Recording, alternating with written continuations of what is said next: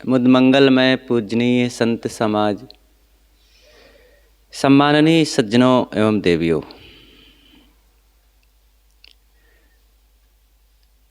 साधक पूछता है प्रश्न गुरुदेव से कि मुक्ति किसे कहते हैं। ये एक ऐसा प्रश्न है, चाहे कोई साधक हो या ना हो, संतों से जुड़ा हो या ना हो, और संयम सदाचार का जीवन जीता हो या ना जीता हो, लेकिन सबके मन में ये कुतूहल होता है और लोग पूछ भी बैठते हैं। और ज़्यादातर वे लोग पूछते हैं जो संतों के पास सत्संग सदाचार और वो सदरहनी से दूर हैं। वही लोगों के मन में ज़्यादा कुतूहल होता है। उनको यही होता है कि ये लोग क्या कर रहे हैं। हम लोग तो गुटखा तंबाकू खाते हैं, शराब पीते हैं और तमाम भाग दौड़ में लगे हैं, जैसे तैसे जो भी मन होता है सब करते हैं। ये लोग ये नहीं करते हैं, क्या कर रहे हैं आखिर। तो कोई कहता है कि नहीं, वो भजन करते हैं मुक्ति पाने के लिए। तो ये मुक्ति क्या चीज़ है। धन मिलता है, रुपए मिलते हैं, कपड़ा मिलता है, बर्तन मिलता है, ज़मीन मिलती, दुकान मिलता, तो कुछ मिलता है। ये मुक्ति क्या चीज़ है। तो लगता है कि मुक्ति के बारे में जाने वो क्या चीज़ है। तो कोई बताता है कि मुक्ति में सब दुख समाप्त हो जाता है और सब कुछ छूट जाता है। तो अरे ऐसी मुक्ति। वही एक व्यक्ति लकड़ी लेकर के चलता था, लाठी टेकने के लिए, अंधा था, दिखता नहीं था। तो एक जगह आँखों में लेंस का प्रत्यारोपण होता था। तो किसी ने कहा कि जाओ सूरदास जी, तुम भी वहाँ लेंस लगवा लो, तुमको भी दिखने लगेगा। कहाँ जब लेंस लगवा लेंगे तब क्या होगा। कहाँ देखोगे सब कुछ दिखने लगेगा।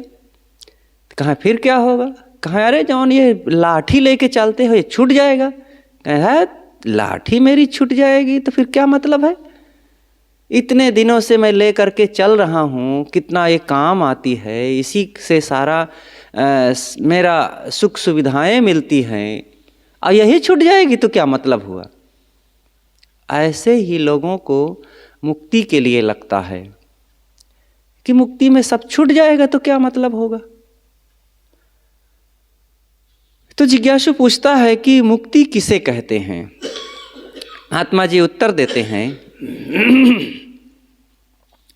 शरीर रहते रहते काम क्रोध लोभ मोह मद ईर्षा राग द्वेष आदि का सर्वथा छूटकर तथा शरीर संसार एवं पंच विषयों के अध्यास से पूरी तरह से निवृत्त होकर तथा स्वस्वरूप में दृढ़ स्थित होकर जीवन पर्यंत विचरना और शरीर छूट जाने पर जन्म मरण के चक्कर से सदा के लिए रहित हो जाना ही मुक्ति कहलाती है।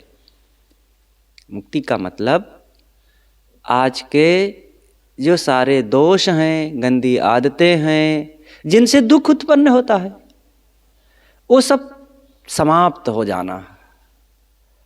और ये समाप्त हो करके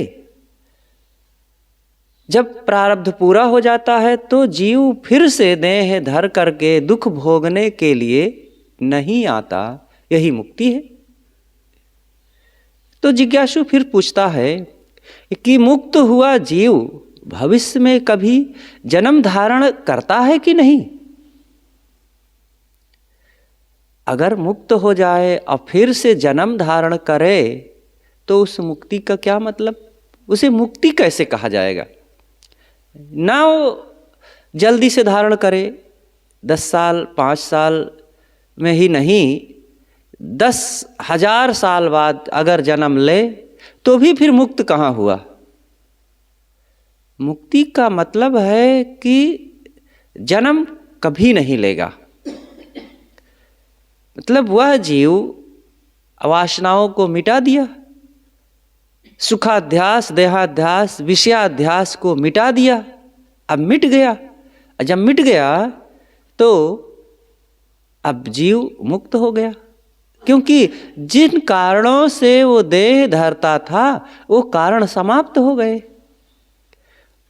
वो देह धरने के कारण थे और वो कारण तैयार भी होते थे देह से ही, और वो कारण एक बार समाप्त हो गए। और जब वो उस वासना के सारे बीज समाप्त हो गए तो क्यों देह धारण करेगा? और जब अब देह धारण करेगा नहीं, अब कोई वासना है नहीं, तो अब वासना बना भी तो नहीं सकता है बिना देह के। अब बिना देह के बना नहीं सकता तो फिर से अब देह में आएगा भी तो नहीं, तब कैसे जन्म लेगा फिर? जैसे एक बीज हो, गेहूं का बीज, चने का बीज, आज उसको भून दो, और भून देने के बाद वो इस मौसम में न जामे, इस ऋतु में न जामे, अगले ऋतु में जाम सकता है क्या? उसके बाद फिर अगले ऋतु में 4 से 10 20 साल बाद वाली ऋतु में फिर से समय आ जाए तो वो समय में बो दें तो क्या फिर वो जाम जाएगा क्या? अरे एक बार भून गया तो भून गया, वो कभी नहीं उगेगा। इसी प्रकार मुक्त हुआ जीव फिर कभी नहीं जन्म लेता है। जन्म लेने से फायदा क्या होगा? काहे को आशा रखते हैं कि फिर से जन्म ले? दुख है तो मिलेगा। अगर जन्म ले ले तो मुक्त उसे नहीं कहेंगे। ये सदगुरु कबीर साहब के सिद्धांत को मानने वाले भी कुछ ऐसे हैं कि सदगुरु कबीर के लिए कहते हैं कि वो फिर से आते हैं। सत सुकृत मुनीन्द्र करुणामय और कबीर, ये 4 नाम से कबीर साहब युगों युगों में फिर से आते रहते हैं। अगर आते रहते हैं इन नामों से तो क्या कबीर साहब फिर मुक्त नहीं हुए? और मुक्त नहीं हुए तो फिर जो मुक्त नहीं हुआ वो साधारण जीव होता है, इस संसार में भटकने वाला। तो क्या सदगुरु कबीर साहब एकदम साधारण यहाँ संसार के दुख सुख में पच पच करके जन्मने और मरने वाले हो गए क्या? अपने अनुयायी ही अपने इष्ट को नष्ट कर देते हैं। ईश्वरवादी खुद ईश्वर की मिट्टी पलीत कर देता है। सत्य को समझने की जरूरत है। कारण कार्य व्यवस्था, कर्म और पुनर्जन्म, जीव और जगत के भेद को जब जानेंगे, वासना और देह को जब जानेंगे, तब ये सारे जो शंकाएं हैं ये समाप्त हो जाएंगी। जिज्ञासु पूछता है, अल्प साधन से क्या अनंत मोक्ष मिलना संभव है? भाव यही है कि महाराज आज हमारे पास तो सुविधाएं कम हैं, छोटा सा घर है, थोड़ी सी चीज़ें हैं, सामान्य रूप से खाते पीते हैं, थोड़ी सी कमाई है, तो हमारे पास तो सुविधाएं कम हैं और हम बहुत बड़े पद पर भी नहीं हैं, बड़े महंत आचार्य मंडलेश्वर तो हैं ही नहीं, साधारण साधक साधु भगत हैं, हमारे पास सुविधाएं कम हैं, तो क्या इन अल्प साधनों से भी हम मुक्त हो पाएंगे? तो महात्मा जी उत्तर देते हैं, यही तो सबसे बड़ी भूल है। विचार यह है कि साधन द्वारा यदि मोक्ष का स्वरूप रचा जाता तब तो एक दिन मोक्ष अवश्य समाप्त हो जाता, क्योंकि साधन समाप्त हो जाते हैं। बड़ा घर एक दिन टूट जाता है, बहुत चीज़ें एक दिन छूट जाती हैं, बड़ा पद एक दिन छूट जाता है, और सुंदर जवानी और गुरुत्व, जो गुरुआई है, गुरुत्व ना कहें बल्कि गुरुआई कहें, पद अधिकार कहें, महंती कहें, मंडलेश्वरपन कहें, ये सब छूट छाट जाता है। और इन सब से अगर मुक्ति को मानेंगे तो फिर मुक्ति भी छूट जाएगी। मुक्ति वस्तु साध्य नहीं है, पद साध्य नहीं है, व्यक्ति साध्य नहीं है, अवस्था परिस्थिति साध्य नहीं है। मुक्ति निष्कामता साध्य है। निष्कामता का मतलब मन से सारी कामनाओं को समाप्त कर देना। और जब सारी कामनाएं समाप्त हो गई तो फिर अब रहा क्या? कामना का मतलब, कामनाएं समाप्त होने के बाद व्यक्ति फिर छोटा बड़ा नहीं होता, संपन्न विपन्न नहीं होता, धनी गरीब नहीं होता, वो केवल अविनाशी आत्मदशा में रहता है। कैवल्य, जीते जी वो कैवल्य दशा में रहता है। कैवल्य का मतलब ही होता है केवल। जैनी लोग इसीलिए कहते हैं केवली पुरुष, मुक्त जीव को कहते हैं केवली पुरुष। बौद्ध लोग कहते हैं निर्वाण पद, और पारखी लोग, कबीरपंथी लोग कहते हैं समाधिस्थ पुरुष, समाधि लीन। जब सारी आधि समाप्त हो गई तो फिर कहाँ से आ जाएगी? क्योंकि वासना और देह ये दोनों एक दूसरे के तैयार करने के साधन हैं। और मुक्ति अवस्था में वासना के बिना वो मुक्ति हुई नहीं, इसलिए वासना समाप्त, और देह वासना न होने से अब देह के कारण भी समाप्त। देह है नहीं तो अब कौन सा वो ताना बाना बुनेगा? वो चादर का निर्माता फिर कौन होगा? इसीलिए तथागत बुद्ध ने कहा है कि ऐ भिक्षुओं, मैंने तृष्णा का त्याग कर दिया है और अब गृह कारक समाप्त हो गया है। अब घर नहीं बनाऊंगा मैं। रूपक में उन्होंने कहा, तृष्णा ही घर बनाती थी। कौन सा घर? देह रूपी घर तृष्णा आसक्ति ही बनाती थी, और मैंने तृष्णा को समाप्त कर दिया। अब ये गृह कारक था, ये तृष्णा ही गृह कारक थी। घर बनाने वाली कारीगर, मतलब देह बनाने वाली थी। और अब जब तृष्णा को समाप्त कर दिया, कारीगर को ही मैंने नष्ट कर दिया, तो अब घर कौन बनाएगा? कारीगर ना हो और मटेरियल हो, खूब ईंट, सीमेंट, लोहा और सब चीज़ें हो, तो क्या घर बन जाएगा? नहीं बनेगा। इसी प्रकार यहाँ संसार रहेगा, लेकिन जिनका अपना अपना, जिन जीवों का अपना अपना कारीगर खत्म, तो फिर वो मालिक अपने आप रहे। यहाँ तो लगता है कि अरे उसके पास घर नहीं रहेगा तो बेचारा दीन लाचार यहाँ संसार में भटकेगा, लेकिन नहीं, ये घर ही पा करके दीन लाचार होता है, और घर समाप्त तो अपने स्वरूप में रहेगा वो, तब उसकी लाचारी समाप्त होती है। मुक्त जीव अपने आप में रहता है। शशिसूर रैन सारदी तहाँ तत्व परलय नाही, काल अकाल परलय नहीं तहाँ संत बिरले जाहि। वहाँ पर चांद सूरज नहीं, धरती आसमान नहीं, रात और दिन नहीं, ऋतु और मौसम नहीं, तत्व प्रकृति से परे उस आत्म दशा में, आत्मलीन स्थिति में, मुक्ति अवस्था में बिरले संत कोई जाते हैं। जो सचमुच संत हैं, संत का मतलब शांत आत्मलीन हैं, वो वहाँ पहुँचते हैं। तो वही एक बिरले में नंबर दिलाना, प्रभु जी मेरे को नहीं भूल जाना। तो उस बिरले परम पद, आत्म पद को पाने के लिए आज साधना करो, निष्काम बनो। वो चीज़ों से नहीं मिलती है, चीज़ों से जो मिलती है वो छूट जाती है।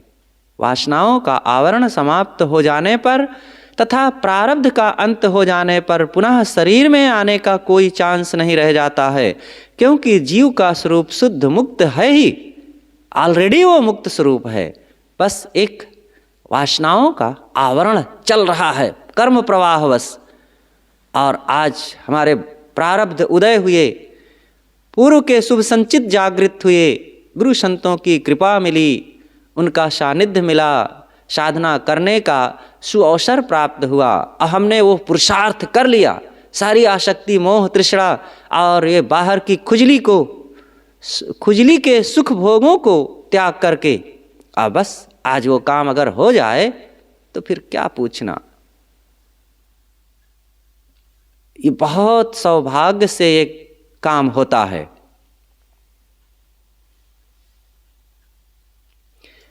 जब वासना प्रवाह रूप अनादि है तब कैसे मिटेगी? क्या अनादि का भी अंत होता है? जिज्ञासु पूछता है। उसके मन में शंका होती है कि आप कहते हैं कि जीव अनादि है, और वासना भी अनादि है। क्योंकि हम पूछें कि वासना से दुख हो रहा है, वासना से जन्म मरण में जीव भटक रहा है, तो वासना कब से है?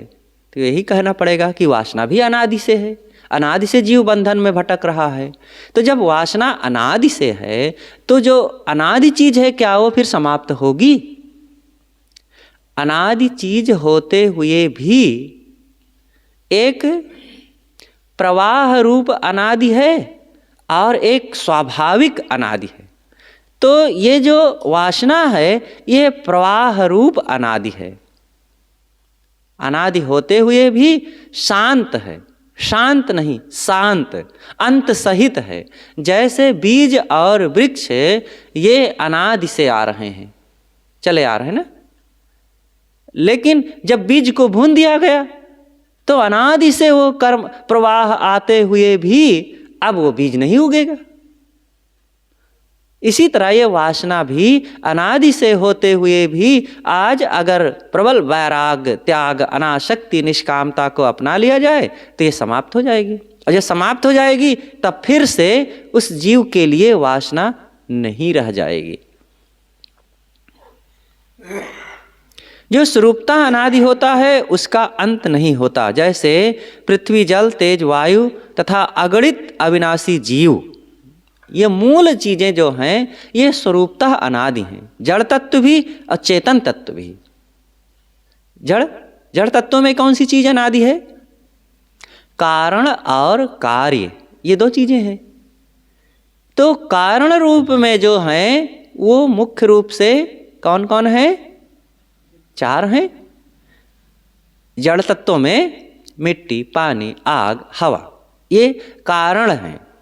और इन चार कारणों में से अगणित कार्य होते रहते हैं। मिट्टी से घड़ा बन गया, घर बन गया, मिट्टी से बर्तन बन गए, कोयला बन गया, अमुक अमुक चीजें बन गई। तो कार्य रूप में जो बने वो बदलते रहते हैं, बिगड़ते रहते हैं। जैसे ये धरती है, अब इसमें घर बन गया, मेड़े बन गई, खेत बन गए, टुकड़े बन गए, बड़े, तो ये मेड़े टूटती रहती हैं, घर टूटते रहते हैं, बनी हुई चीज़ें, मशीनें टूटती फूटती रहती हैं, लेकिन धरती वैसे ही रहती है। ऐसे पानी वही रहता है, उसकी तरंग, उसके बुदबुदे, उसमें झाग, उसके फेन, ये सब बदलते टूटते बनते रहते हैं। ऐसे आग में छोटी लपट, बड़ी लपट, छोटा लो, बड़ा लो, हिलती हुई लो, स्थिर लो, और इसके अनेक जो और उठती हैं उर्मियाँ कार्य रूप में, वो नष्ट होती रहती हैं, लेकिन अग्नि अपने आप में रहती है। ऐसे वायु के भी आंधी, बवंडर, तूफान, हल्की हवा, तेज हवा, ठंड हवा, गर्म हवा, ये सब आते जाते रहेंगे, बदलते रहेंगे, लेकिन वायु अपने आप में रहेगा। तो कार्य बदलता है और कारण नहीं बदलते हैं, कारण एक रस रहता है। ऐसे ही जीव का स्वरूप है। जीव भी अपने आप में नित्य है, वो न कारण है न कार्य है, वो अपने आप है।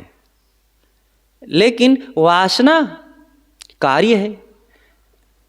वासना जीव के अनादिकालीन देह प्रवाह के कारण ये बन रही है, इच्छा, कामना, राग, द्वेष करके। अब इसके पचड़े में ना जाओ, कब से बनी, क्यों बनी। जब जीव कारण रूप में है और जीव में कोई कार्य नहीं है और फिर कारण भी नहीं है, तो फिर ये वासना क्यों बन गई, इसके पीछे मूल में घुसने की चेष्टा ना करो, उसका पता नहीं चलेगा। अनादिकाल से है ये वासना और उसमें हम भटक रहे हैं, उसका दुख है। और जिन जिन वासनाओं को त्याग कर दिया जाता है उसका दुख समाप्त हो जाता है। पूरी तरह से वासनाओं को समाप्त कर देंगे, पूरा दुख समाप्त हो जाएगा। तो उसको समाप्त करने का काम करो। उसके मूल में कहाँ मूल है, कहाँ पेलौची है, कहाँ जड़ है, कहाँ तना है, कहाँ से फूल लगते हैं, ये सब खोजते रहो तो खोजते ही रह जाओगे और कभी काम नहीं हो पाएगा। 4 लोग थे, एक बगीचे में गए तो एक व्यक्ति कहता है कि फल तो बहुत लगे हैं, लेकिन मैं पता लगा लेता हूँ कि ये ज़मीन, बगीचे की ज़मीन कितनी लंबी चौड़ी है, पूरा नाप करके जान लूँगा, तब फिर इसका फल खाऊँगा। एक दूसरा था, कहे मैं इसके पेड़ को जान लेता हूँ कि कितने लंबे चौड़े हैं, किसमें कौन सा फल किस साइज का होता है, किसमें कितनी मिठास है, ये सब का पता लगा लूँ तब फिर खाऊंगा। और एक तीसरा था, वो पता लगाना चाहता है कि ये ज़मीन पहले किसके नाम से थी, आज किसकी है, और जो जिसका बगीचा है वह व्यक्ति का स्वभाव कैसा है, उसकी रिश्तेदारी कहाँ कैसी है, और कितने उसके साले समधी और ससुराल रिश्तेदार बुआ फूफा कौन कहाँ है, सब जान लूँगा तब फल खाऊंगा। और एक चौथा व्यक्ति था, बगीचे में गया और फल को तोड़ा और खा लिया और खूब भर के भी आ गया। इन चारों में से कौन समझदार है? अन्य तीन तो बेवकूफ़े ठहरे ना। जो गया फल खाने के लिए गया, फल खाओ तुम, अब यहाँ जमीन को नापो और पेड़ को नापो और उस बगीचे के मालिक का पता लगाओ कि उसकी लंबाई चौड़ाई कितनी है, शाकाहारी है कि मांसाहारी, भगत है कि नहीं भगत है, और उसके शरीर में खून कितना है और कितना कौन से ग्रुप का खून रहता है, ये सब बेवकूफ़ी का है को करना। ऐसे ही कुछ लोग होते हैं कि जो इस जीवन में आकर के साधन भजन करके और करने योग्य काम को करते हैं, और कुछ लोग होते हैं और बस यही सब जांचते परखते रहते हैं कि फलाने संत किस जाति गोत्र के हैं, वो कौन सी बात कहते हैं, और वे दुबले पतले हैं कि मोटे हैं, उनके घर कितना है, आश्रम कितना बड़ा है, उनकी आवक कहाँ से है, और उनके यहाँ कौन कौन आते जाते हैं, किस किस जाति के लोग आते हैं, यही सब पता लगाते रहते हैं। और ये सब पता लगाने से उनको क्या होगा? कुछ नहीं, समय बर्बाद करना है। ये सब सनकी मन के लक्षण हैं। इसलिए सनकीपन छोड़ो और आज जो करना है वो काम करो। वेदविद अवैधविद दो बातें आती हैं। वेद में ये बात आई है कि वेदविद और वेदविद। वेदविद का मतलब होता है वेदों के छंदों को जानना समझना, और उसके गाने का तरीका, और उसके शब्दावलियों को, उसके ऋषि मंडल, अनुच्छेद और मंत्र आदि सबके बारे में जानना, ये वेदविद है। और दूसरा है वेद्यविद। वेद्यविद का मतलब होता है जानने योग्य को जानना। वो ना पढ़ा हो कोई हर्ज नहीं, वेद को कभी झांका भी ना हो कोई हर्ज नहीं, कौन मंत्र किस ऋषि ने बनाया है, कब बना है, कौन से ऋचाएँ हैं उनकी, कुछ नहीं जानता है।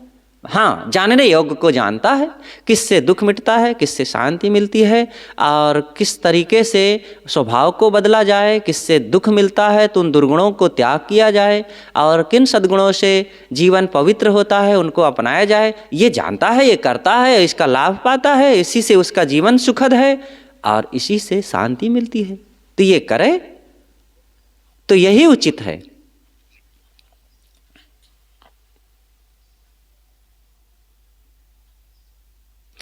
तो वासना प्रवाह रूप में अनादिकालीन होते हुए भी आज साधना करके सारा मोह छोड़ दिया जाए तो जीव सारे बंधनों से मुक्त हो जाता है। उदाहरण में भी कोई कोई पदार्थ प्रवाह रूप अनादि होते हुए भी शांत होते हैं, जैसे बीज वृक्ष दोनों प्रवाह रूप अनादि हैं, परंतु बीज भून देने से वृक्ष नहीं होता। इसी प्रकार कर्म देह प्रवाह रूप अनादि है, परंतु कर्म बंधनों से मुक्त हो जाने पर पुनः देह नहीं बनती। तो जिज्ञासु पुनः पूछता है कि मैं बीज वृक्ष को प्रवाह रूप अनादि नहीं मानता, पहले बीज हुआ तब वृक्ष, आप बताइए कौन हुआ? अब तर्क की तो कोई सीमा नहीं है, पूछने वाला पुनः पूछता है कि आप तो कहते हैं बीज वृक्ष प्रवाह रूप अनादि है, लेकिन मैं ये नहीं मानता। पहले ये बताइए कि हर चीज़ तो बनती है, हर चीज़ का बनाने वाला होता है, और पहले कोई चीज़ होती है फिर उससे कोई दूसरी चीज़ होती है। तो ये बताइए कि अगर ये दो चीज़ें हैं बीज और वृक्ष में, तो पहले बीज हुआ कि पहले वृक्ष हुआ? ये बता दीजिए, मैं जान लूँ तब फिर मानूंगा। कि पहले कर्म है कि दें, तो जो पहले होगी उसको जान लूँगा, तब उसको छोड़ूंगा या पकड़ूंगा। तो महात्मा जी कहते हैं, भैया तुम्हारे नहीं मानने से बीज वृक्ष के प्रवाह रूप की अनादिता सत्य नहीं होगी। जो प्रवाह रूप में सदैव से है, बीज भी है और वृक्ष भी है, ये अनादिकालीन है। तुम्हारे न मानने से उसका प्रवाह थोड़े खत्म हो जाएगा, बीच में थोड़े बन जाएगा। न मानो। एक व्यक्ति गुरुदेव जी के पास आए, वो DIG थे। वो कहते हैं, महाराज मैं आत्मा को भी छोड़ दिया हूँ, मैं नहीं मानता हूँ। अब बड़े अफसर रहे, मैं आत्मा को भी छोड़ दिया हूँ। सबको तो छोड़ ही दिए। उनके कहने का मतलब ये था कि मैं भगवान नहीं मानता, ईश्वर नहीं मानता, तीर्थ नहीं मानता, मंदिर मस्जिद नहीं मानता, स्वर्ग नरक नहीं मानता, मैंने आत्मा को भी छोड़ दिया। तो गुरुदेव जी ने कहा, लेकिन अपने को? तो चुप हो गए। आत्मा को छोड़ दो, कोई बात नहीं, अपने को तो नहीं छोड़ पाएंगे ना। अब अपने लिए भोजन की तलाश कर रहे हैं, अपने लिए सारा प्रयास कर रहे हैं कि मैं सुखी हो जाऊं, मेरा दुख मिट जाए, मुझे ठंडी न लगे, मुझे गर्मी न लगे, मेरा कोई अपमान ना करे। ये कौन चाहता है कि मेरा अपमान ना हो, मुझे सुविधाएं मिले? जो मुझे मुझे मुझे हर जगह काम कर रहा है, वही तो आत्मा है। कहो जीव कैसा कहाँ है, नहीं देख पड़ता, स्वयं कह रहा है। सदगुरु श्री निर्मल साहब ने कहा है कि तुम कहते हो कि जीव कैसा है, कहाँ है, अब मुझे बता दो, दिखा दो, तब मानूं। साहब कहते हैं उत्तर में कि नहीं देखते हो, वही तो पूछ रहा है कहाँ है, कैसा है, कौन है। वो ना होता तो कौन ये प्रश्न करता। तो जिज्ञासु फिर पूछता है कि महाराज ईश्वर ने पहले बीज को बना दिया,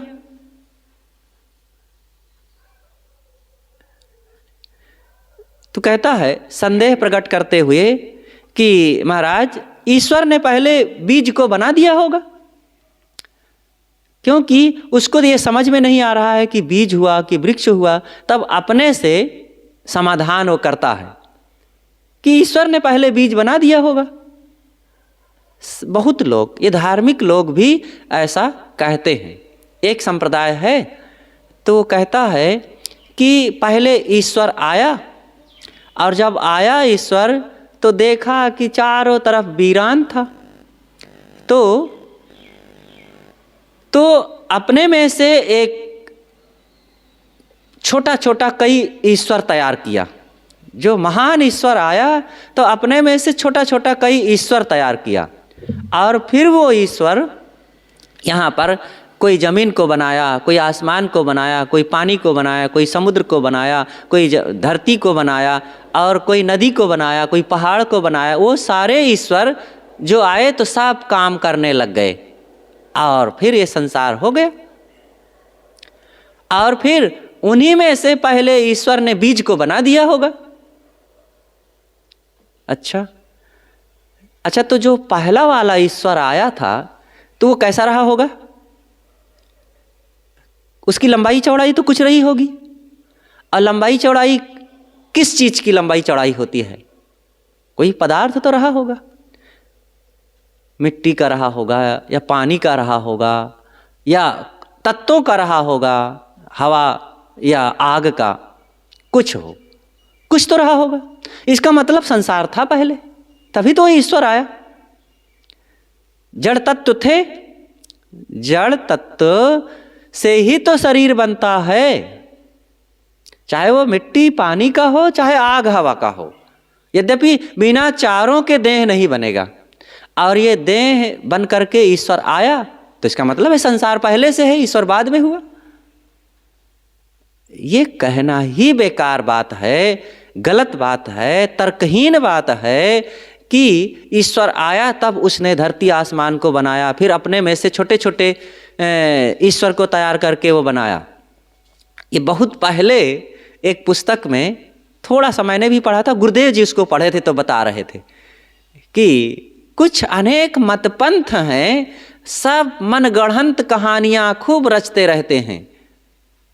एक वयम बहुश्याम प्रजायत, एक ईश्वर पहले था और वो अकेला था, कुछ नहीं था संसार में, तो वो ऊब गया, तो अपनी खुशी के लिए फिर इस संसार को बना डाला, यहाँ ऊब गया था।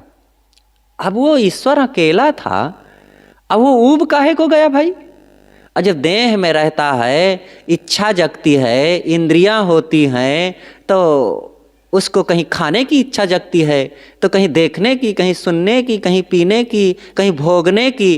तो ये 5 विषय होते हैं, देह होती है, इंद्रियां होती हैं, तो सोचता है तो उससे इच्छा होती है, तो कहीं से अरुचि होती है, कहीं की रुचि होती है, तब ऊब होती है, तो कहीं से आनंद होता है। जब संसार था नहीं, देह थी नहीं, इंद्रियां थी नहीं, तब इच्छा कहाँ से हो गई? और इच्छा जब नहीं हुई तब ऊब क्यों लग गई? बकवास। ये बकवास सारी बातें हैं कि जो इस प्रकार से मानते हैं कि एको अयम बहुश्याम प्रजायत, एक ईश्वर अकेला था, वो ऊब गया, तो सोचा मैं अकेला कब तक रहूंगा, तो अपने में से बहुत सी प्रजा तैयार कर दिया।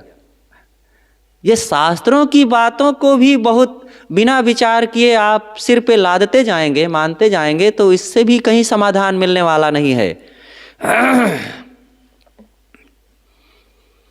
तो एक ईश्वर अपने में से कैसे बना दिया होगा, या कोई एक चीज पहले से कैसे तैयार कर दिया होगा? पहले तैयार किया था तो आज क्यों नहीं तैयार कर रहा है?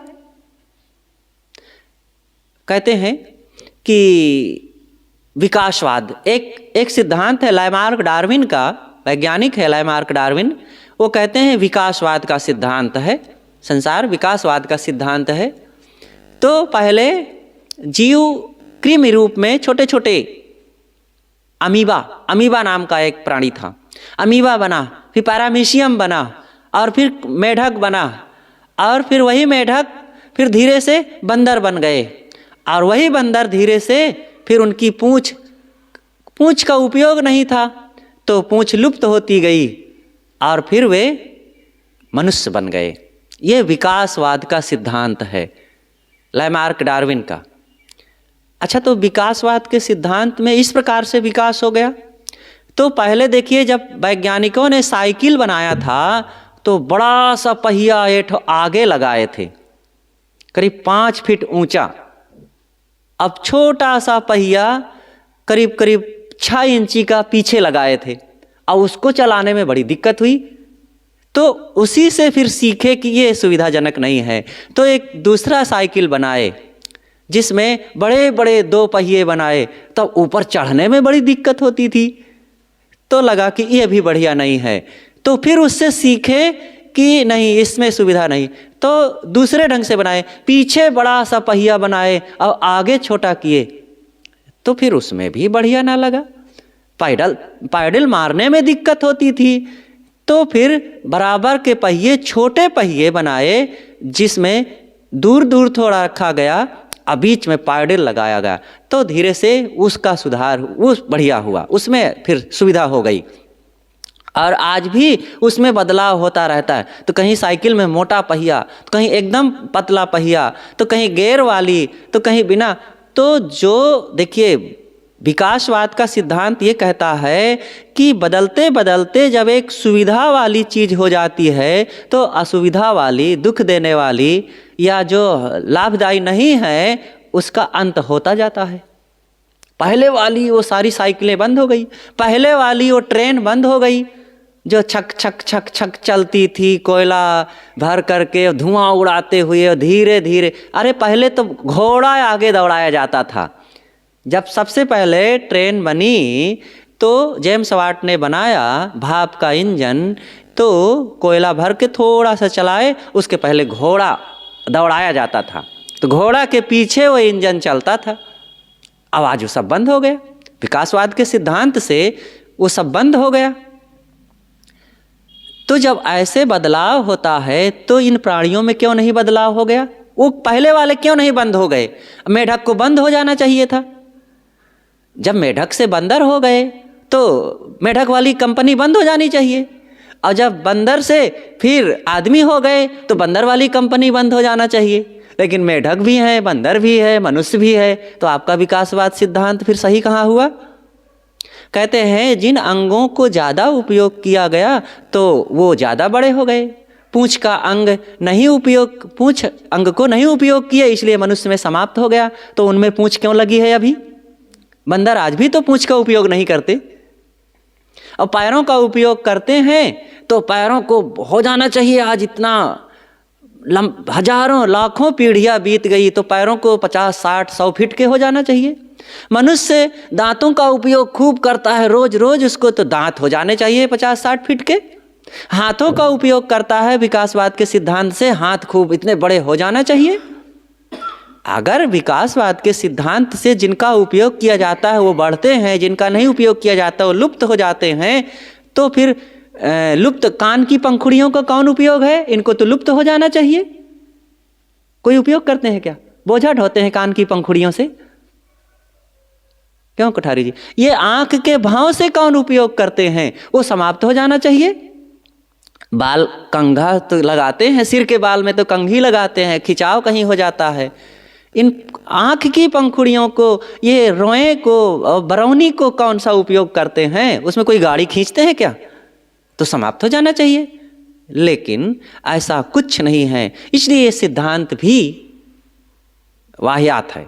हाँ, कुछ अंशों में उपयोग होता है, वो भौतिक क्षेत्र में, कि इसका उपयोग करते करते ये चीज़ हो गई, और वो धीरे से एक सीमा होती है। एक बच्चे का विकास हुआ, एक बच्चा माँ के पेट में बुदबुदा रूप में तैयार हुआ, और फिर 1 फीट का जन्म ले लिया, और विकास होते होते वो 2 फीट का, 3 फीट का, 4 फीट का, 5, 6, 7 फीट का हो गया। अब क्या विकासवाद के सिद्धांत से वो 50 फीट का, 100 फीट का, हजारों फीट का होता जाएगा क्या? नहीं होगा ना। तो हर चीज की अपनी एक मर्यादा होती है, उसके अपने एक पूर्व के नियम होते हैं। कारण गुण पूर्वकः कार्य गुणो दृष्टः, कारण के अनुसार ही कार्य में लक्षण होते हैं। ये विकासवाद के सिद्धांत में निरंतर विकास नहीं होता है।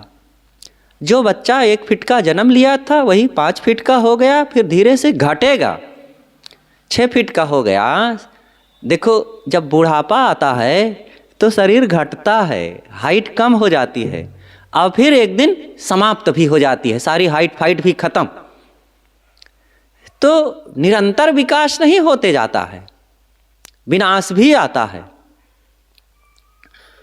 इसलिए विकास करना है तो अपने सद्गुणों का विकास करो, और उसकी भी अपनी एक सीमा है। विकास होते होते बहुत नहीं होगा, दुर्गुणों को, वासनाओं को समाप्त करो। जो एक तत्व है आत्म तत्व, उसकी ओरिजिनलिटी को देखिए कि वो एक प्योर, मिलावट रहित, कारण कार्य रहित, अंश अंशी भाव रहित और राग द्वेष रहित, अपने आप अखंड एक रस नित्य निर्लेप असंग अविनाशी आत्मा है। उस दशा को पहचानो। जिज्ञासु पूछता है कि गद्दा पर पड़े पड़े जैसे मनुष्य घबरा जाता है, तब उठकर कुछ करना चाहता है, टहलता है, कुछ खाता है, वैसे मुक्ति का आनंद भोगते भोगते मुक्त जीव घबरा जाता होगा, और तब फिर वो जन्म धारण कर लेता होगा। ठीक लग रहा है ना? जब गद्दा पर पड़े पड़े घबराहट होती है तो टहलने लगता है, टहलते टहलते घबराहट होती है तो बैठ जाता है, बैठे बैठे घबराहट होती है तो लेट जाता है, और लेटे लेटे घबराहट होती है तो फिर कुछ खाने के लिए सोचता है। तो हरदम तो घबराहट होती है बाहर के उपलब्धियों में, प्राणी पदार्थों में। इसलिए घबराहट होती है क्योंकि यहाँ पर पंच भौतिक तत्व है, इच्छाएं हैं, राग द्वेष है, मोह है, वासना है, शरीर है। महात्मा जी कहते हैं कि अच्छे बालकपन की बात कही आपने। बेटा, तुम कभी मुक्ति के वास्तविक स्वरूप को समझ नहीं पाए हो। तुम अभी मुक्ति के वास्तविक स्वरूप को समझ नहीं पाए हो। तुम्हारे कहे अनुसार मुक्त जीव मुक्ति के आनंद से घबरा जाता है, तब वह खाना पीना सोना जागना यह सब शुरू कर देगा। तब वह मुक्ति ना कहला करके ईसाई मुसलमान के स्वर्गियों का स्वर्ग बिहिस्त बन करके रह जाएगा। ईसाई मुसलमान लोग और कुछ हिंदू जिसे कहते हैं, ये लोग भी कहते हैं कि यहाँ खूब पुण्य कमाई करो तो स्वर्ग मिलेगा। स्वर्ग की जो कल्पना हुई है, ये स्वर्ग का क्या चीज़ है? यहाँ खूब पुण्य करो तो जितना पुण्य करोगे उतना बड़ा स्वर्ग मिलेगा। और स्वर्ग भी कैसा? पुण्य के अनुसार। यहाँ बहुत गायों का दान करेंगे, बहुत ब्राह्मणों को खिलाएंगे और बहुत सेवा करेंगे तो स्वर्ग लोक मिलेगा। और स्वर्ग में जो जितना बड़ा पुण्य किए रहेगा उतने बड़ी उसकी बिल्डिंग रहेगी, और जितना गहरा पुण्य रहेगा उतने ज़्यादा दिनों तक वहाँ सुख भोगेगा। तो वे लोग कहते हैं कि जीव जितना पुण्य कमाए रहेगा उतने 1000 वर्षों तक फिर वहाँ रहेगा वो। अच्छा, मान लो बहुत ज़्यादा पुण्य कमाया है तो 10,000 50,000 वर्ष तक स्वर्ग में रहेगा, और जैसे जैसे समय बीतेंगे उसका पुण्य घटता जाएगा। जैसे आप 1 लाख रुपया लेकर के विदेश गए, अब वहाँ तो कमाने की बात नहीं है, जो लेके गए हैं उसी का उपयोग करेंगे। तो 1 लाख रुपया का वहाँ खाएंगे पिएंगे आएंगे जाएंगे, गाड़ी का किराया देंगे, मकान का किराया देंगे, तो वो 1 लाख रुपया रोज़ रोज़ घट रहा है ना।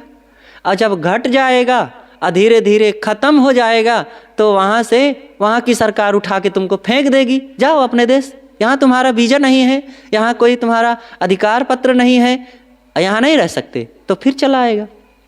ऐसे पुण्य का धन लेकर के गए हो स्वर्ग में और पुण्य का रोज रोज उपयोग हो रहा है। अब एक समय ऐसा आएगा कि 1000 वर्ष 2000 वर्ष 10,000 50,000 वर्ष मान लो रह लोगे स्वर्ग में, और 50,000 वर्ष तो बीतेगा समय के साथ।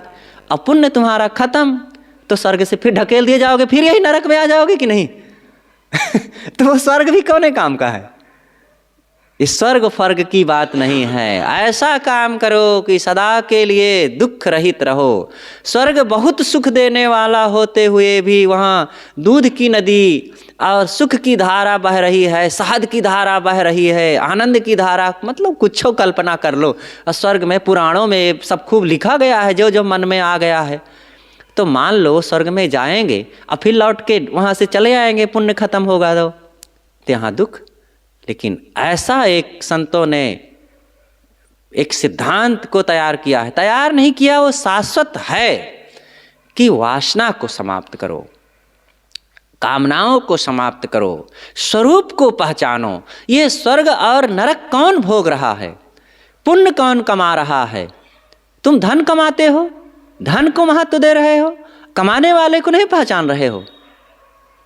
स्वर्ग की लालसा कर रहे हो, कौन स्वर्ग जाता है उसको नहीं देख रहे हो, कौन नरक भोग रहा है इसके नहीं देख रहे हो। आत्मा है, आत्मा को पहचानो। ये आत्मा इसीलिए बहुत कठिन है समझना, लेकिन जो समझना चाहेगा उसके लिए बिल्कुल कठिन नहीं। अरे स्वयं का अपना स्वरूप है। मुझे दूर पड़ी हुई चीज को, सूरज चांद को, धरती आसमान को, पेड़ पौधों को, नदी झरनों को समझना कठिन हो सकता है, लेकिन उन चीजों को तो देख रहा हूं। और अपने को समझना कौन सा कठिन है? क्योंकि ये स्वसंवेद है। जैसे अपने कपड़े में लगे हुए दाग को देखना कठिन होता है और दूसरे के कपड़े में लगे हुए दाग को देखना बड़ा सरल है। ऐसे ही है आत्मोन्मुख होना और संसारोन्मुख होना। हम आज तक संसार की तरफ झांक रहे थे, देख रहे थे, ताक रहे, क्योंकि प्रांच खानी वितरण स्वयंभू तस्मात् परांच पश्चत्नांतरात्मन। प्रकृति ने या कहें हमारे कर्म विधाता ने हमारी इंद्रियों को बहिर्मुख बनाया है। आंख बाहर देखती है, कान बाहर सुनते हैं और जीभ बाहर के रस को ग्रहण करती है। समस्त इंद्रियां बहिर्मुख हैं, इसलिए कि शरीर निर्वाह के लिए संसार का संबंध कर सको। तुम शरीर निर्वाह के लिए इंद्रियों को पाए हो। अब शरीर निर्वाह के लिए इंद्रियों को पाए होने के कारण अब तुम निर्वाह झांक रहे हो रात दिन इंद्रियों के माध्यम से। किसका निर्वाह कर रहे हो? शरीर का। और शरीर निर्वाह करने वाला कौन है? आत्मा। आत्मा को देख ही नहीं रहे हो। आत्मा को गोपनीय बना करके रखा गया है, बनाया नहीं गया। ये एक व्यवस्था है जो जितनी कीमती होती है उसको समझने के लिए उतना गोपनीय रास्ते बनाए जाते हैं, क्योंकि इतना सरल और सहज हो जाएगा तो वहाँ पशु पक्षी कृमि कीट और चोर छुछेरे सब पहुँच जाएंगे और उसका दुरुपयोग करेंगे। ये भौतिक उदाहरण दे रहा हूँ मैं, आत्मा के लिए ऐसी बात नहीं है। लेकिन यहाँ भी सच है, आत्मा को जब दुर्गुणी दोषी लंपट लोग व्याख्यायित करेंगे, उसके बारे में समझना चाहेंगे तो अपने छटंकी से नापेंगे जब, तो आत्मा का क्या वर्णन करेंगे?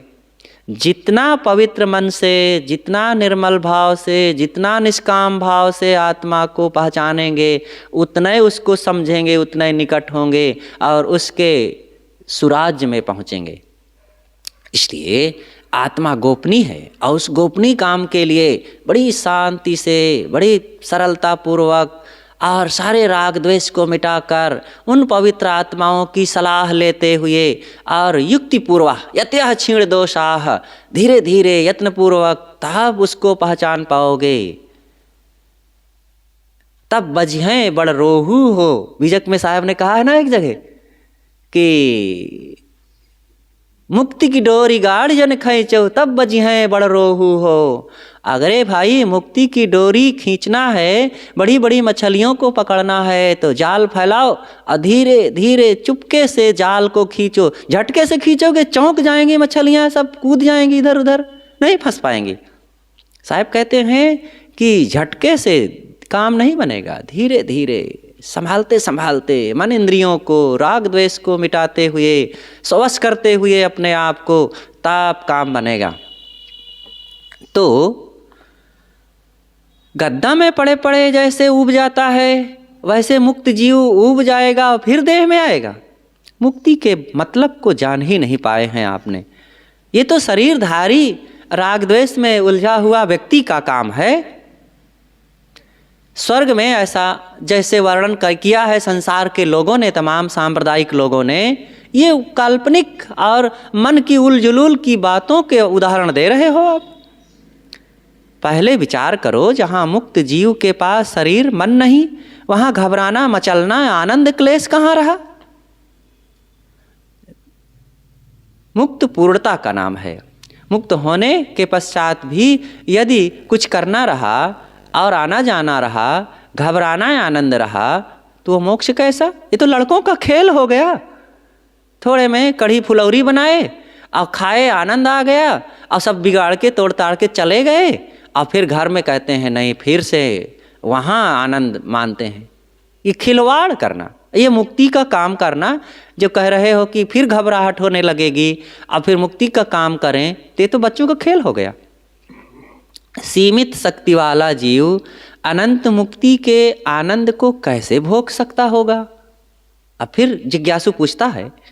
अब प्रश्न तो है, अनेक प्रकार से मन सोच सकता है कि सीमित शक्ति वाला, यहाँ तो छोटा सा घर, थोड़ी सी चीज़ें, थोड़ी सी ताकत, छोटा सा देह और उसमें भी तमाम लगा हुआ है प्रपंच, कहीं रोग व्याधि सर्दी जुकाम। इस सीमित शरीर में रह करके असीम मुक्ति के आनंद को, उस लाभ को ये कैसे प्राप्त कर सकता होगा भला? भैया तुम बड़े भोले हो। मुक्ति का आनंद ऐसी कोई वस्तु नहीं है जो जीव से पृथक है। यदि वह जीव से पृथक की वस्तु है तो उस पर जीव का कोई अस्थाई स्वत्व तो ना होता। अरे भाई, अलग से पाने के लिए कोई बात होती तो सीमित जीव की शक्ति सीमित शरीर में रह करके कैसे कर पाएंगे हम? तो ऐसा हो सकता था, लेकिन ये मुक्ति की बात है जो ये अलग से पाने की कोई बात ही नहीं है। अपने पास जो मैं हूँ, बस मैं मुक्त ही हूँ, ऑलरेडी मुक्त हूँ और कुछ नहीं इसमें करना धरना है। मेरे में और जो संसार की चीज़ें कुछ आके चिपक गई है, बस अपने की धुलाई करके जो आके लग गई है, मोह, इच्छा, कामना, राग, द्वेष, आसक्ति, अज्ञान, अहंकार, विषयासक्ति, देहाध्यास, यही सब तो मैं अपने में बटोर के चिपका लिया हूँ। तो मुक्ति का काम करने का मतलब है जो मैंने बटोर के चिपका लिया है अपने पास, राग, द्वेष, मान, इसी से दुख है, इसी को मिटा दो, इसी को छोड़ दो, इसी को धुल डालो। और जब ऐसा कर लेंगे तब बचेगा क्या? अपने आप मैं बचूंगा, बस मुक्त हूं फिर। ये कितना साफ, सरल और झंझट रहित, संबंध रहित, राग द्वेष रहित, दुख रहित, आनंद का स्थान है ये मुक्ति। अब बहुत सरल है। सिर में बोझा लेके चलना सरल है कि सिर से बोझा को गिरा देना, ये सरल है? कौन सा काम सरल है? बोझा लेके चलना कठिन है, और सिर को झुका दो, बोझा गिर जाए, बस हल्का हो गए। और हल्का हो गए तो आप सुखी भी हैं, और बोझा लिए हैं तो दुखी भी हैं। तो ये राग, द्वेष, आसक्ति आदि की बातें बोझा है, और इसी से दुख भी है। इसी को गिरा देना सरल भी है, और इसी से सुख भी है। तो आप सीमित समय, सीमित शक्ति, सीमित साधन में मुक्त नहीं हो पाएंगे, ऐसी बात नहीं है। अरे जो है उसको भी छोड़ दो, बस आप मुक्त हो जाएंगे।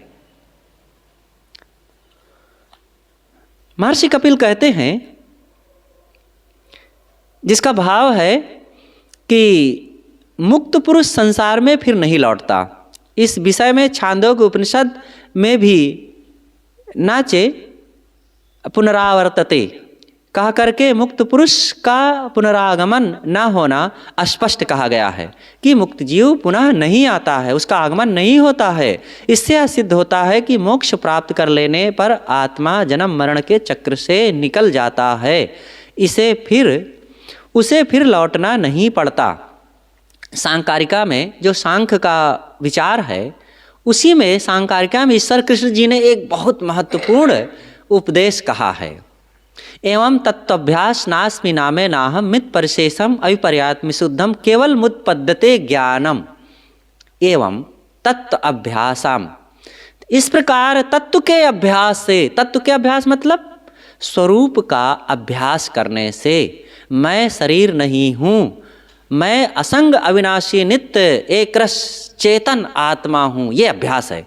इस प्रकार एवं तत्वाभ्यास, अभ्यास से नास्मि, मैं यह नहीं हूँ, ना मैं, मुझ में संसार नहीं है, ना हम, मैं संसार की चीज़ें नहीं हूँ, ये भाव जागृत होता है।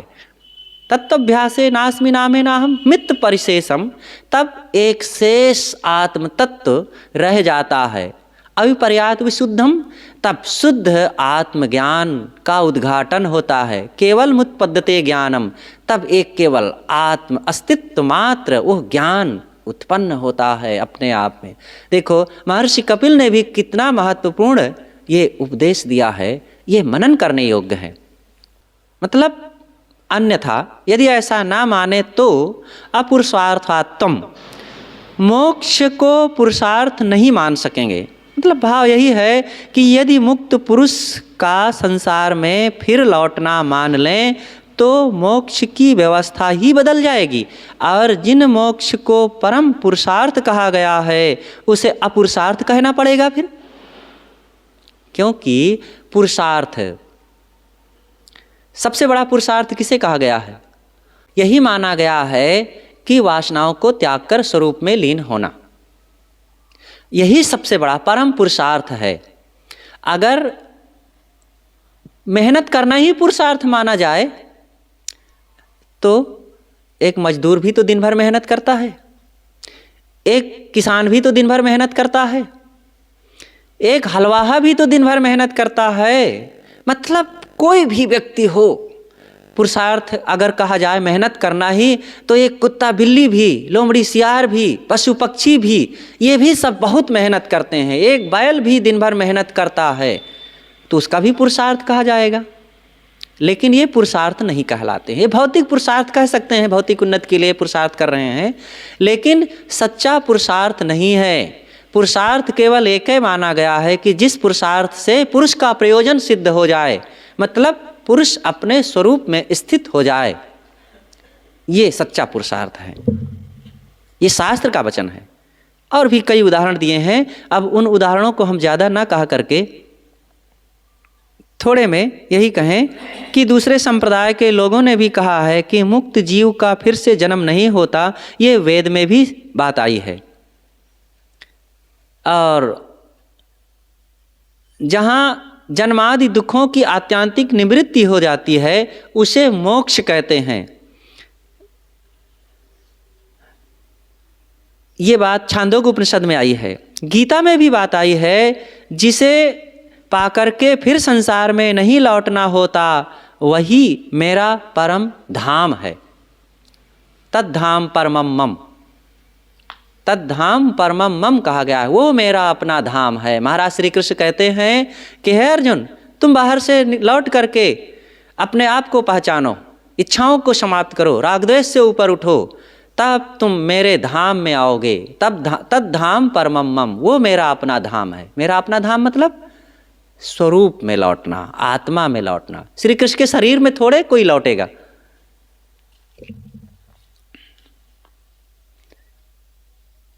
एक छोटा सा प्रश्न और है जिज्ञासु का, फिर यह अध्याय समाप्त हो जाएगा।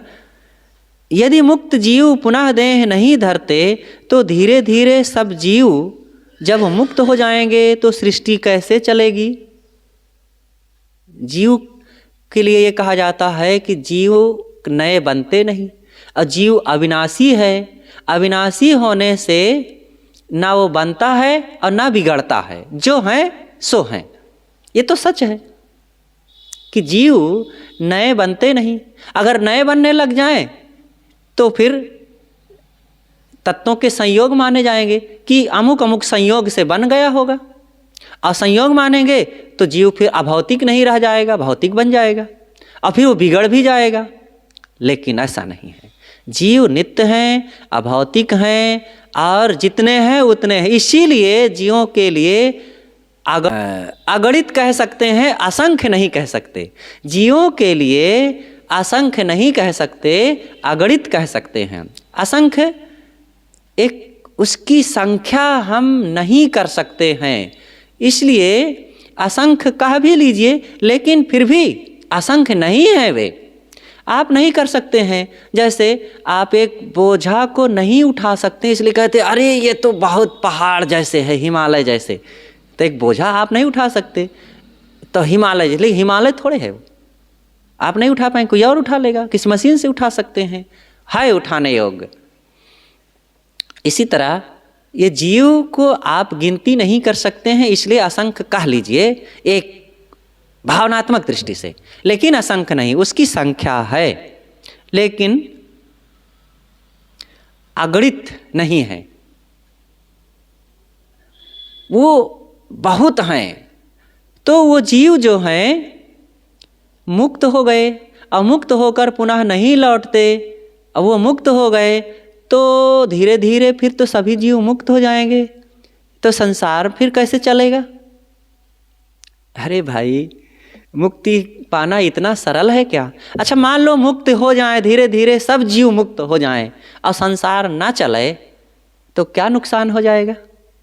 ये तो वैसे ही हुआ जैसे एक रोगी था, गया डॉक्टर के पास, उसके आँख में बहुत दर्द था, और डॉक्टर साहब ने दवाई दिया, और दवाई एकदम अचूक थी, दर्द एकदम ठीक हो गया। जब ठीक हो गया तब वो रोगी विचार करके कहता है, डॉक्टर साहब आप इतने अच्छे डॉक्टर हैं और आप इतनी बढ़िया दवाई दे देते हैं, और ऐसे ही आप दवाई देते रहे अगर, तो सब स्वस्थ हो जाएंगे, तो आपका धंधा कैसे चलेगा? ठीक है ना, आपका धंधा कैसे चलेगा? तो वैसे ही है कि यहाँ सब जीव मुक्त हो जाएंगे तो ये संसार कैसे चलेगा? अच्छा, रोगी रहना बहुत जरूरी है ना, ताकि डॉक्टर साहब का धंधा चलता रहे। तो क्या हर्जा हो जाएगा? डॉक्टर का भी कोई नुकसान नहीं होगा और उसका काम चलता रहेगा, और आपका भी कोई नुकसान नहीं, स्वस्थ रहो। तो ये संसार से सब जीव छुट्टी पाकर दुख रहित हो जाएं, मुक्त हो जाएं, तो किसका नुकसान हो जाएगा? इस संसार से सब जीव छुट्टी पा जाएं, मुक्त हो जाएं, तो धरती घूमती रहेगी, सूरज चांद चमकते रहेंगे, वृक्ष पौधे लहराते और हरियाली फैली रहेगी, समुद्र लहराता रहेगा, होता रहेगा, होता रहे। आज भी जिन जगहों में मनुष्य नहीं है, छोटे मोटे कृमि कीट जीव आदि होंगे, लेकिन हम मनुष्य से अपना ताल्लुक़ रखते हैं, तो जहाँ मनुष्य नहीं पहुँच सकते हैं तो आपका क्या नुकसान है, वहाँ नहीं पहुँचे हैं तो। इसलिए ये प्रश्न ही अहेतुक है कि सब जीव अगर मुक्त हो जाएंगे तो क्या होगा, इस संसार का क्या होगा। अतएव मुक्ति अनंत है और मुक्त जीव कभी जन्म नहीं धारण करता। यह युक्ति ही आपकी गलत है कि सब जीव मुक्त हो जाएंगे तो क्या होगा, संसार का क्या होगा। पहली बात तो ये सुलभ नहीं है।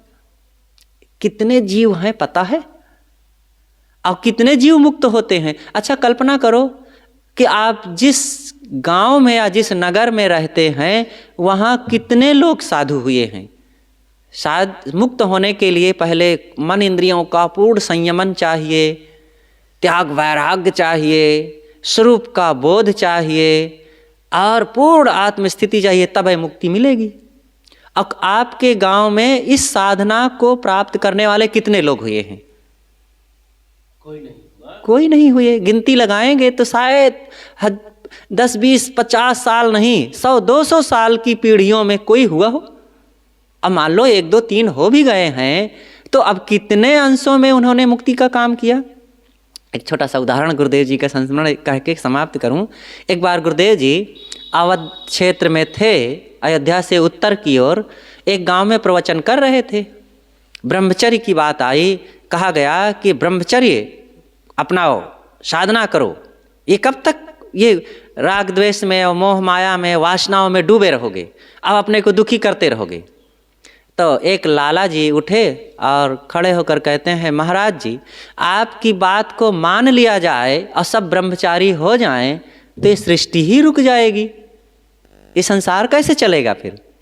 तो गुरुदेव जी ने कहा कि मेरी बात सब लोग मान लो और सब ब्रह्मचारी होकर के सुखी हो जाओ, और जब सृष्टि रुकने लगेगी तो मैं आकाश से सृष्टि पैदा कर दूंगा। कहें महाराज आप ऐसा नहीं कर सकते हैं।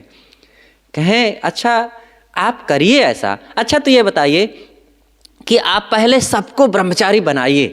कहें महाराज ये तो मैं नहीं कर सकता। तो गुरुदेव जी ने कहा कि अच्छा अपने प्रदेश वालों को ब्रह्मचारी बना दीजिए, पूरी दुनिया वालों को ना कर सको, पूरे देश वालों को ना कर सको, जिस प्रदेश में उत्तर प्रदेश में रह रहे हैं यहाँ के सब लोगों को ब्रह्मचारी बना दीजिए। तो कहें महाराज ये भी नहीं कर सकता। तो गुरुदेव जी ने कहा अच्छा अपने जिला वालों को बना दीजिए, अपने गोंडा जिला वालों को सबको ब्रह्मचारी बना दीजिए। कहे महाराज ये भी नहीं कर सकता। तो गुरुदेव जी ने कहा अच्छा अपने गांव वालों को ब्रह्मचारी बना दीजिए, ये तो सरल है, तुम गांव वालों से सबसे परिचित भी हो तो सबको ब्रह्मचारी बना दीजिए। कहा यह भी बड़ा मुश्किल है महाराज जी। तो गुरुदेव जी ने अच्छा अपने परिवार वालों को तो बना ही सकते हो, सारे परिवार के सब लोग ब्रह्मचारी बन जाओ। कहे मुश्किल, बड़ा महाराज बड़ा मुश्किल है, यह भी मैं परिवार वालों को ब्रह्मचारी नहीं बना सकता। तो गुरुदेव जी ने कहा अच्छा तुम खुद ब्रह्मचारी बन जाओ। तो हंसने लगे, मतलब वो भी नहीं ब्रह्मचारी बन सकते, अकेले भी नहीं बन सकते, और चिंता है दुनिया कैसे चलेगी, सृष्टि कैसे चलेगी। अरे भाई किसी बात को जानो, सुनो, समझो, तब कहीं बड़े मुश्किल से उसके लिए हिम्मत आती है, उस रहनी को अपनाने के लिए, उस चरित्र को अपनाने के लिए। और सुने नहीं कि बस उड़ चले कि इस दुनिया कैसे चलेगी, ऐसे होता है कहीं। तो हम लोग विचारपूर्वक ज्ञान और वैराग्य को समझें, जिससे दुख मिटता है और शांति मिलती है, और जीव जन्म मरण के क्लेश और इस रहट चक से छुट्टी पाता है, और उसको अपनावे उस रहनी को। और ये उड़े ना कि मुक्त हो जाएंगे तो क्या होगा। हम ठेका लिए हैं संसार को चलाने के लिए, जिस संसार में आए हैं हमारा एक कण भी अपना नहीं है, हम पीछे जा रहे हैं। वो बात याद आई, सदगुरु श्री चेतन साहेब जी राजस्थान के पूज्य संत श्री प्रभाकर साहेब जी के गुरुदेव जी थे, और वे अपने संतों के साथ, कई संतों के साथ रहते थे।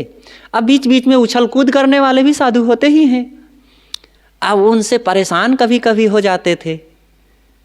और गुरुदेव जी हमारे सदगुरु अभिलाष साहेब जी कहा करते थे, साधक को अपने शिष्यों से, चाहे गृहस्थ हो चाहे साधु हो, सबसे निष्काम हो करके अपनी रहनी में रह करके त्याग वैराग्य और स्वरूप स्थिति का काम करना चाहिए।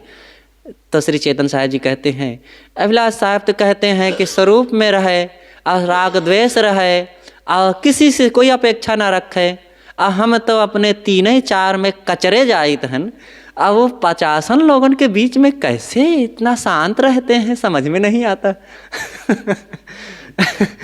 तो जो उस रहने को अपनाएगा वो बचा रहेगा। सदगुरु श्री चेतन साहेब जी अपने आप में वो महान दिव्य वैरागवान पुरुष थे, लेकिन वो कहते थे, दुनिया वाले तमाम साधुओं को देखते थे, वो भी तो देख करके वो समझते थे, इसलिए कहे कि हम अपने इन 4-6 लोगों में कचरे जाइत हन। तो उस रहनी को अपनाने की जरूरत है। जो रहनी को अपनाएगा वही सुखी होगा, वही मुक्त हो जाएगा, इसलिए वही काम किया जाए। बस बोलिए सद्गुरुदेव की जय।